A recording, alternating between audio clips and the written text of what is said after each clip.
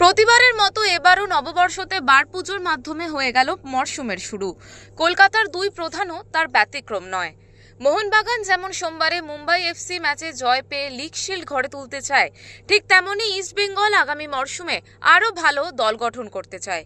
বাগান সচিব দেবাশিস দত্ত আবার এদিন বার পুজো করলেন। তিনি বললেন, যারা বলছে দেখুন কিছু লোক আছে যারা সমালোচনা করে, সমালোচনা করার অধিকার কখন জন্মায় জানেন? যখন তারা ভালো কাজ করলে, যখন মূর্তি বসেছিল তারা কি এসে আমাদের সাধুবাদ জানিয়েছিল? যখন মেম্বারশিপের ওয়ান কার্ড হয়েছে তারা কি সাধুবাদ জানিয়েছে? আগে তাদেরকে সমালোচনা করার অধিকার তখনই জন্মায় যখন তাদেরকে প্রশংসা করে, তারা তবেই সমালোচনা করুক। ভালো বোকার মুখ সমর্থন। দেখুন মোহনবাগান জনতা, মোহনবাগান সদস্য সমর্থন, তারা অত্যন্ত বুদ্ধিমান, তাদেরকে এইসব বোকার কথা বলে বোকা। ইস্টবেঙ্গল শীর্ষকর্তা দেবব্রত সরকার আবার শোনালেন সমর্থকদের আশার বাণী। দেশিদের ভিতরে অলমোস্ট কন্ট্যাক্ট আছে, তবে আমরা চেষ্টা করছি দু চারজন প্লেয়ারকে নিতে।